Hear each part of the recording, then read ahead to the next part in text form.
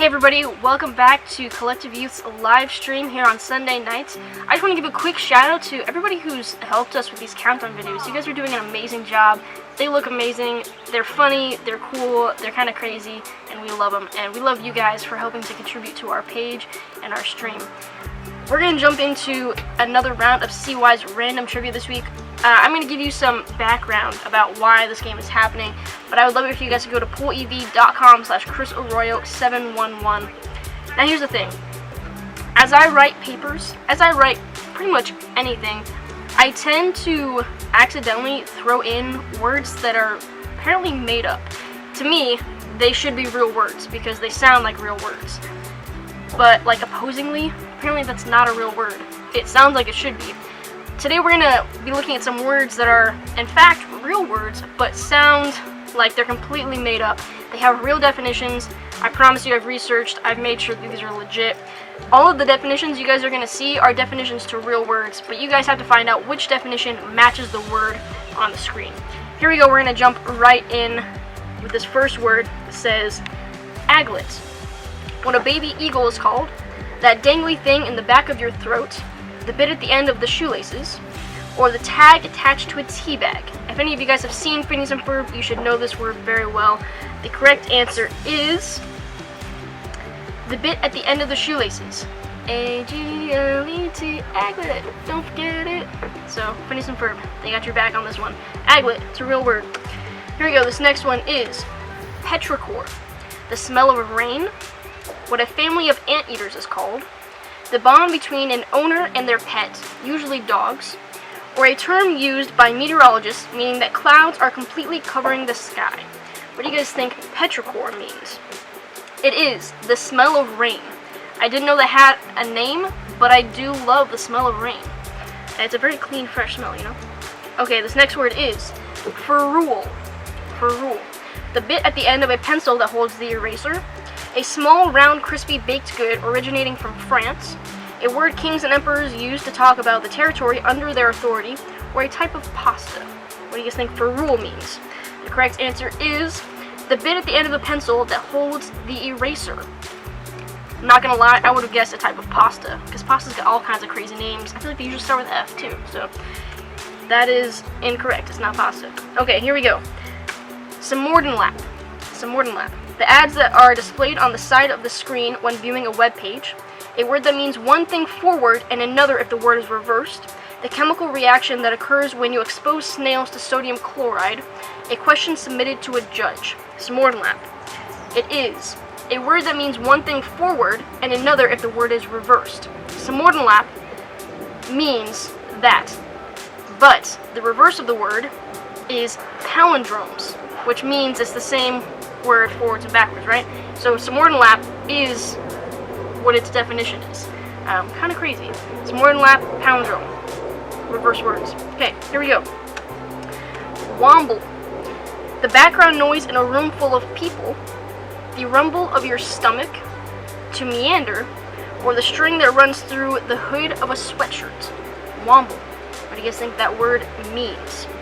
The correct answer is the rumble of your stomach.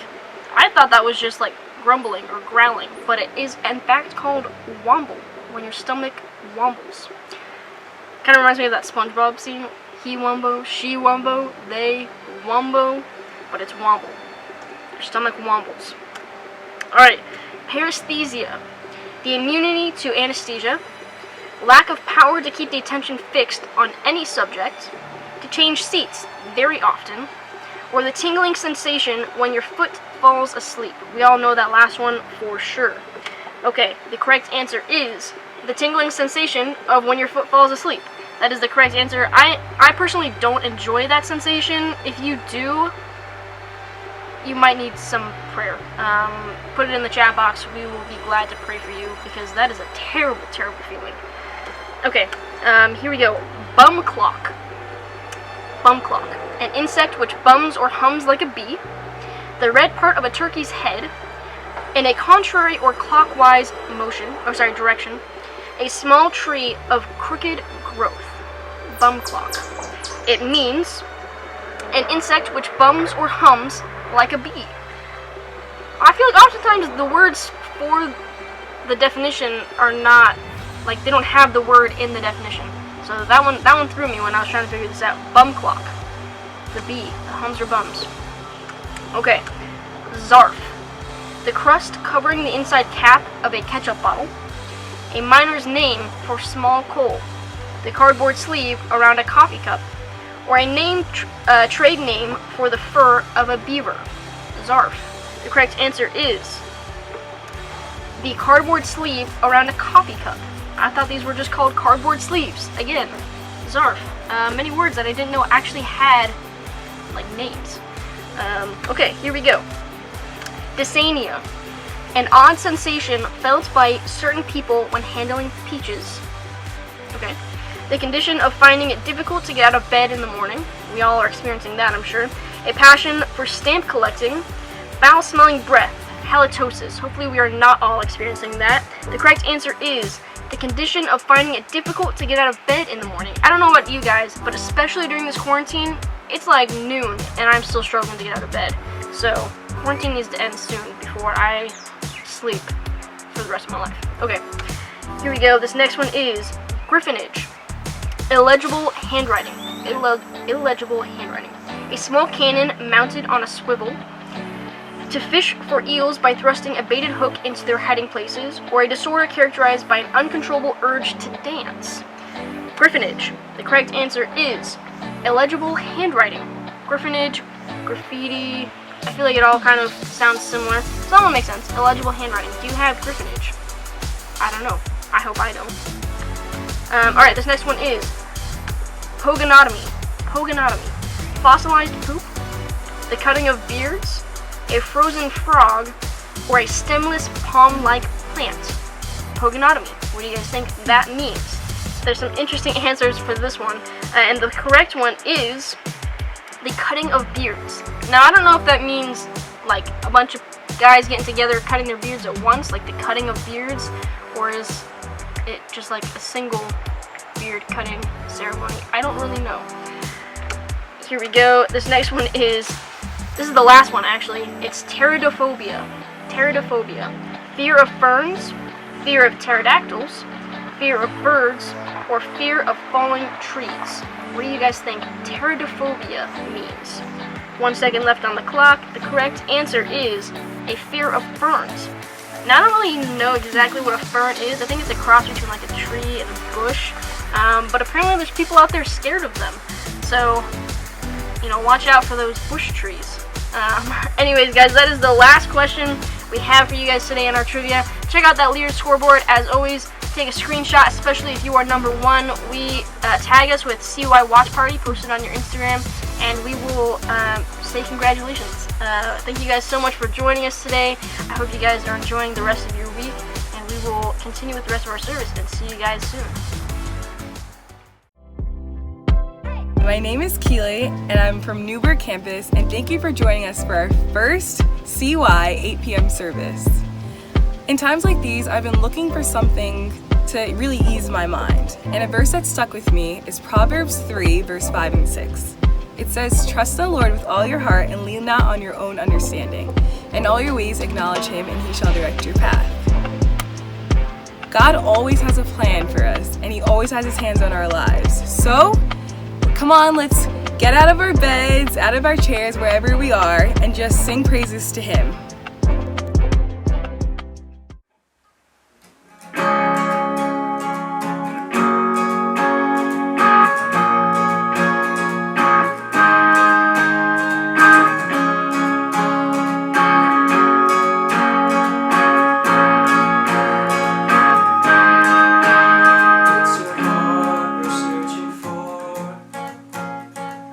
You and nothing more.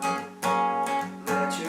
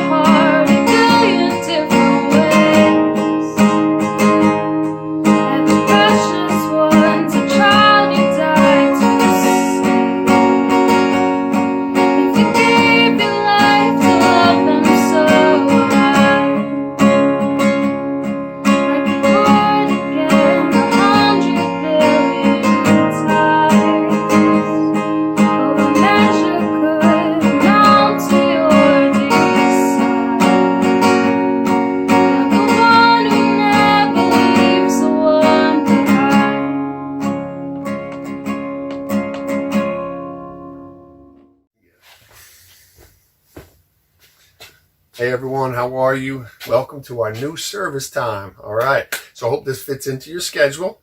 And if it still doesn't fit into your schedule, make sure you view it sometime this week.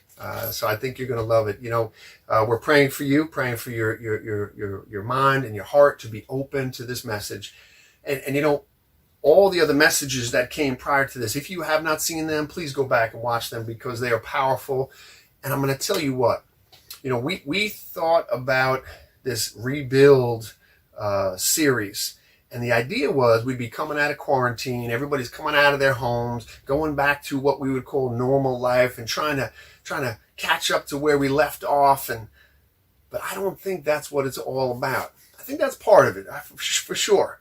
But I think there's something bigger here, and I think as God has bigger intentions in this idea of rebuilding. And what I'm getting at is when we look at our world right now, especially our country and the turmoil and the chaos, and we see the injustices occurring where people are being killed and lives are being taken, people are angry and people are confused.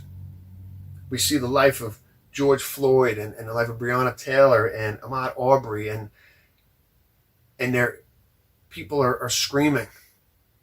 You see the violence in the streets and the cities, and all these things are going on, and you wonder, it's like, with all of this, can there be reconciliation? Can there be healing of hearts? Can there be a long-term change in the way that people are viewed, whether it be the color of their skin or their ethnic background or the way they talk, whatever it is? Can that happen? And it must. It needs to happen. And think about, for you and I, how does this involve us? What do we do? So I want you to pray with me as we get started here. And as we pray, I want you really be asking God just to speak to your heart. Dear God, Heavenly Father, I praise you and thank you for your love for us. I thank you, Lord God, for your goodness, Lord God, and your faithfulness. And Lord, the world feels like it's upside down. You, Lord God, are never changing. You, Lord God, are always good. You, God, are the same as you were from the beginning of time. And yet our world, Lord God, is confused, and there's violence and there's anger. And there's just not knowing, Lord God, people not knowing how to respond. So I pray, may you speak to our hearts tonight. May we, Lord God, hear you. And may you give me the words to speak. And may you give me a clear mind. And I pray all this in the name of your Son, Jesus. Amen. All right, so a question I have for you, right, is do you need God? Now, I get you. Anybody that goes to church, anybody's going to say, yeah, I need God because everybody tells me I need God, and that's what Christianity is. We need God. But I don't mean like that. I mean, do you really feel that you need God every day when you wake up? You're like, man, I need him. I can't be without him. Is that you? Because that's not always me. I don't always wake up and be like, God, I need you. Every day I've got to be reminded how much I need him. Because I don't live with affliction. I don't live in distress every day. And there's people around this world, people in our own country, that do live that way. So I want you to ask yourself, do you need him? Do you really need him? And do you solely rely on him for everything? So we're going to look at that today. Because I want you to think about this. God is always at work. No matter what, God's at work. We just need to respond to him. Are you responding when he's calling you? Are you responding when he puts something in front of you? And so I want to think about, how do we respond to God? We talked about restoration last week. That was Pastor Chris, and Pastor Chris was talking about how they went back and they restored. This was Nehemiah, right? Coming back to Jerusalem from Babylon, and they restored what? They restored the walls and the gates. They restored homes to people. They restored their vineyards and their land and their goods and their people. So we did all this restoration. But you know what? The biggest thing and the most important thing that we hadn't touched on yet is that God needed them to come back to him. They needed to return to God. They got all their stuff, right? But that's not it. See, you and I, we have all our stuff. We have all the things we need. We have a home, maybe. We have a family. We have a job, or we have school, and we have friends, and we have what we want to eat. But those are important. But we need God. And this is where God is making sure the people are returning to him. So the people needed to return to God, to rely on God, to trust in God, to know he is their God. Because I bet you they're saying, just like some of us might say, those people back then are saying, you know what, we're Jews. We're God's chosen people. That means we're okay. Well, no, it wasn't. No. Because that might be their label. That might be who they are. But that doesn't mean where their heart is. So you might be saying to yourself, like, I'm a Christian. I go to church. Of course I know God. Of course God loves me. Of course I got a relationship with him. You may, but how strong is that relationship? How much time do you spend with him? How much are you relying on him? So I'm going to ask you this. Do you call yourself a Christian but don't really live it out every day? Do you call yourself a Christian and go to church but you don't really love others? Because I know sometimes I catch myself thinking I'm a Christian, but am I relying on God? Am I turning to him in all things? So the people needed to know that they needed God. We need to know that we need God. Capital N-E-E-D, need him. So the whole story for Ezra, Zerubbabel, and Nehemiah going back to Jerusalem all begins with God. It can't start anywhere else. It all begins with God, and that's why this story is so amazing. So here we have King Cyrus, who was not a believer of God. He was not one of his chosen people, but God put it into his mind and his heart to say, hey, I need people to go back and rebuild the temple in Jerusalem. And you know what? He sent people back. Zerubbabel went back and he started to rebuild. They rebuilt the altar. And as he's back there, right, they're beginning to rebuild. There's a man named Ezra. And what is Ezra doing? Ezra felt called by God to do this, to study the word, to obey the word, and then he knew he had to go teach it to the Israelites. That's right. And so Ezra did that very thing.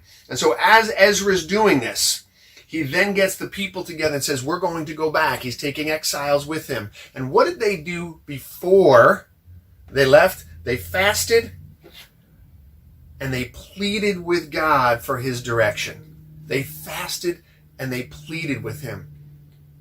Do you do that? Now, I'm not talking about fasting about not eating. It could be fasting from things that consume you, like Instagram or TikTok or your phone or TV or video games or just doing other things other than God. So now, they sought God, right? He sought God by learning about his word, studying it, obeying it, and then had the call to go teach it. But before they went, they fasted and they pleaded with God. God, show us the way we should go. They had a reliance on God. They needed God. And so then what happens is this. When they're there, okay, what happens is Ezra reads the word. Man, check this out. I love this. He reads the word. And how do they respond?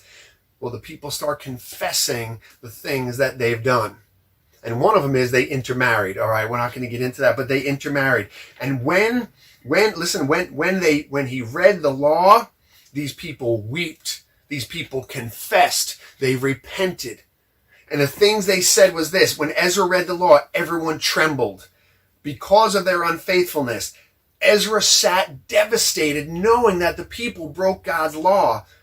He had to get up from his humiliation. He fell to his knees. He was ashamed and embarrassed. They confessed. You know, when we come before God and God's word, his word works in us. It says that in Hebrews chapter 4, it tells us that God's word is alive and active. And what it means by that is God's word is working in us. And it's going through his Holy Spirit will convict our hearts. And so when that's the case, we need to repent. We're going to talk more about that in a little bit. So then comes around to Nehemiah, right? And so Nehemiah, he heard about the city of Jerusalem. He is also in Babylon, and he's a cupbearer for the king. And some of his friends came over and said, hey, Nehemiah, you hear what's happening? The city's destroyed. The walls are burned down, and the gates are destroyed. Nehemiah, listen to this. Nehemiah, when he heard this happening, what did he do? He wept, he mourned, he fasted, and prayed. He wept. He wept because of his city. But then he didn't just weep and then scream and yell. What he did was he wept. And then he mourned that because this was a place, that was the city of God, right? And so then what did he do? He went to God, he fasted, and he prayed. And again, so that fasting, what that does is it takes our focus off of us and puts our focus on God. And we keep thinking of him in that fast while we're not eating or we're not using our phones or we're not watching TV or we're not playing video games.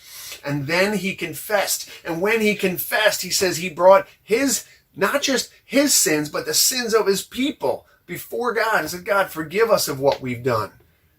And God heard that. And God sent sent Nehemiah back.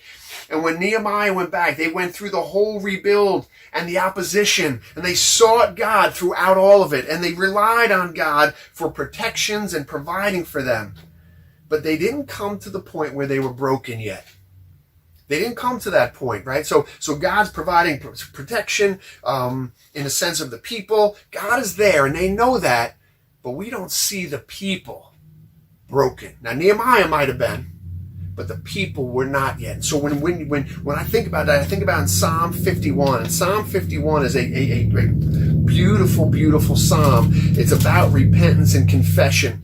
And what it says in Psalm 51 is this. It tells us that he asking God, God, please wash away our sin, wash away our guilt for the things that we've done. And it goes on to say this. It says, the sacrifice pleasing to God is a broken spirit. It says, God, you will not despise a broken and humbled heart. So the people have not had, even though they've been broken, they're not necessarily realizing their desperate need for God. So here we go. So what exiles, right? So now, after this happens, right? Now the exiles come back. And they're coming back. The walls and the gates are rebuilt. And so what happens is the people come to Ezra because they know he's the guy who knows the word. He's the one who studied it. So they say, Ezra, read the word to us. Let me ask you a question and be serious.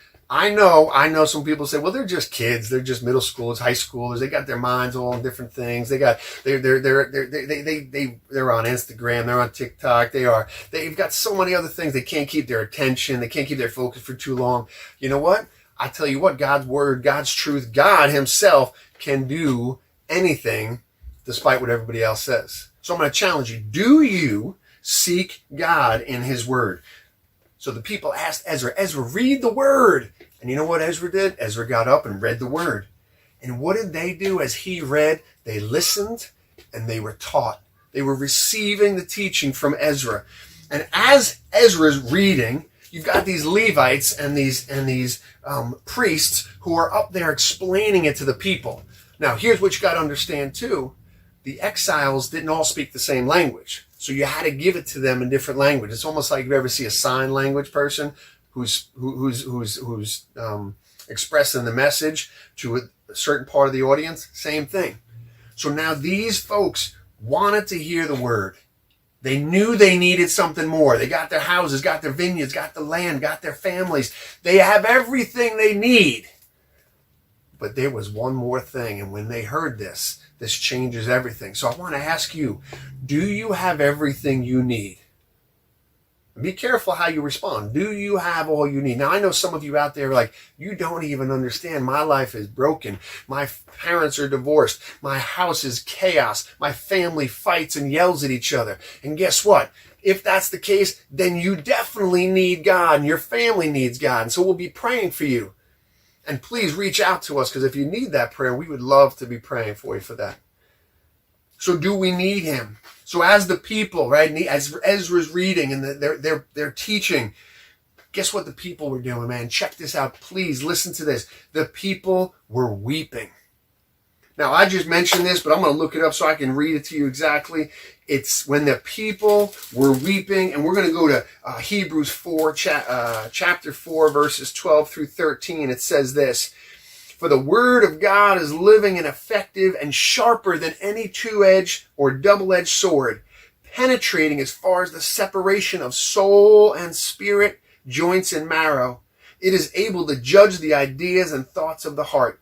No creature is hidden from him, but all things are naked and exposed to the eyes of him to whom we must give an account. All right. So God's word, when those people were hearing the word, they were reminded like, oh, this is what we were supposed to be doing this whole time, because they weren't living according to God's word. In exile, or even those that were living around Jerusalem, they were not following God's word. And man, they were broken. They recognized their need for him. And so the people are weeping, and they're aware now of their sinfulness. They're like, oh my goodness, what have we done? And so that's where we get to Psalm 51. And I want you to read that on your own, because what it does is it shows us that we are in need of him because of our sinfulness. We need to be weeping over our sin. Yeah, I know it sounds dramatic, but you know what? It's true. We might be a little too, what would you say? We might too easy on the sins that we commit. Now, we're not supposed to walk around with our heads down and you know, we have a sulky face all the time. No. But we need to address our sin very seriously. So as we follow God and we're knowing him, we're seeking him in his word, and we're listening and learning, are we weeping when we hear that? Because we know that we haven't necessarily been following him the way we should. So do you desire God? Do you desire him in your life? Do you desire him to change your heart and your mind? And do you want God to reveal your heart to you? Because man, that might be scary. Because I know sometimes he reveals things in my heart and I don't want to know it's there. I don't want to see it. I don't want to hear it. But in reality is it is. And so there's sin that is in us. It says only God knows the depths of our hearts. And so when he reveals that to us, that is good. It is good for him to reveal that to us, because now we say, oh, I know how much I need him because of me and my brokenness. I need him. And do you desire to repent for your sinfulness? I don't always want to repent, because I'm like, no, I don't want to repent. I'm okay. I didn't do that. That's not really who I am. I'm something else. I'm something better than that. You know what? When there's sin in our lives, we need to repent. We need to come before God, and we need to repent. And repenting is turning away from that sin. But we want to say it openly and be like, God, forgive me. I have sinned against you. And it says in Psalm 51 that, God, I've sinned against you and you alone. And he will cleanse us. He will purify us. He will make us right with him. So we're going to keep going with Nehemiah. So guess what? So Nehemiah, the leaders, the priests, and the Levites on day 2 study the word. They're not just reading now. People aren't just reading, but they're learning, right? So the leaders are studying and like, what do we need to do in order to teach everyone? Because even the leaders weren't where they should have been. So they studied the word, and they read something that back in the day when Moses led the people out of Egypt, they built booths, and they were just little huts with big, like palm fronds on top, palm leaves on top, and they went in there for a place to live in there, to kind of just remember God and what he had done for them. And as they did this, right, so they were obedient to God, commemorating the deliverance of Egypt, and Ezra read every day for a week. Every day he's reading the word. Every day they're hearing this truth. And then the people assembled. Now I want you to be ready with me right here, because this is a powerful part here, and this is really important. So when the people came together after these days, after weeping, and then they actually celebrated, because commemorating of Moses leading the people out of Egypt. After they did that, and Ezra reading every day, they came together and they fasted. And they fasted. In those days, they were fasting from food. They were fasting for more than just Instagram or TikTok or your phone or TV or video games. They were fasting, so they were not eating. And as they did that, they were wearing sackcloth, which is just kind of like a rough, like almost like a burlap bag. And it was rough on their skin, so it would remind them of their sinfulness. And then they put dust on their heads. That was a sign of mourning and grieving. And they were grieving, why? Because when they would do that, it would be grieving for a national disaster or a personal disaster. Well, I'd say right now it is a time in our country where it looks like, you know what, we need to be fasting. We need to be putting on sackcloth and dust on our heads, where we're saying, you know what, God, we need you. We can't do this without you. There's nothing I can say. There's nothing I can do. It is only God who can reconcile these differences. It's only God who can heal us. And that's what the people of Nehemiah's day were talking about. So there are injustices in our country. There is sin within individuals. There is sin in our communities, in our country right now, that we need to ask God to help heal this sin. But first we need to go and seek him. And we seek him in his word, and then we need to pray to him and ask him for his direction. And then we need to fast, and we need to continue to pray, and then we need to repent. And one of the things they do when we confess sins, what we hear in this story is they didn't just confess their own sin, they confessed their sins and the sins of their fathers. And a repentance is a must for us all. It is a reminder of how much we need Jesus, but it's a reminder of how glorious he is and how good he is and how holy he is, and he doesn't stand for any of our sin, and yet he still loves us. So they read, they confessed, they worshiped. And as they continued to praise and worship, and so what they did was they praised and worshiped what God had done in them, in their forefathers, by bringing them out of Egypt. They relived it all. They read it out loud, and they told the story again for all the people to hear that weren't there, that didn't remember, that didn't know. And they said, this is what God had done for us. This is what God has done. And you know, what the people did, as they confessed and repented of their forefathers' arrogance, their disobedience, and their rebellion. Because if you look at the story, what did the people do? God rescued them, and they turned away from him.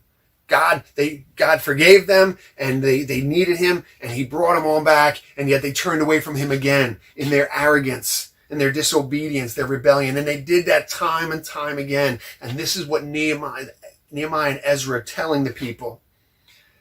And God was always forgiving and gracious and compassionate, slow to anger, rich in faithful love, and he acted faithfully. And you know what? He does that in our lives. Think about that. When we have sinned against God, God doesn't strike us down dead. God, through the blood of Jesus, he does what? He forgives us of our sins. But we need to take it seriously, where we say, you know what? It's okay, and we keep moving on. I won't do it again, but we do it again. We need to turn away from that. And so they expressed their brokenness and their distress. And I want us to understand that when they got to the end of this and they prayed and they were just confessing and repenting, they finally come to the understanding, these people, Nehemiah and Ezra and all the people that are with them, that they are in great distress. Their nation is in great distress. And they knew there was no hope without God.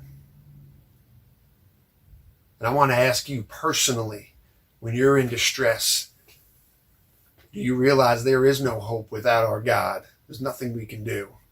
We don't have the abilities or the strength to overcome that. So what we need is we need God. We need Jesus Christ.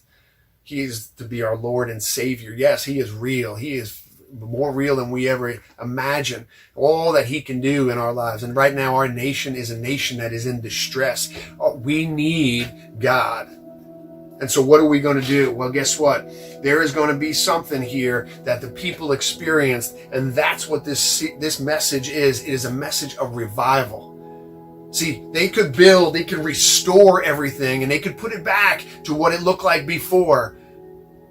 But revival is when something comes back that was dead, and it comes alive again. If you ever seen a movie where they have the heart machine and it's going up and down, and then it comes to the point where it goes beep, and that means there's no more life. And what do? They come in and they start resuscitating, trying to get this person back, trying to revive them. And sometimes people are revived. And when people are revived, they have a new life. They have a new start, a new beginning, a new outlook. And that revival changes them. And so what I want to do is I want you to be praying along with me for a revival here in our community in our state, in the whole Northeast, in our country.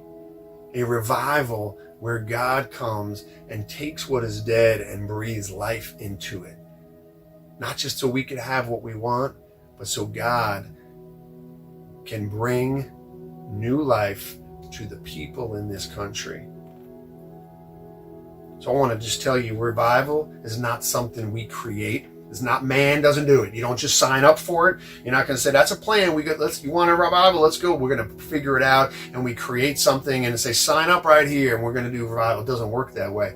See, the only way revival comes about is when we are in great distress. When we are in great need of God.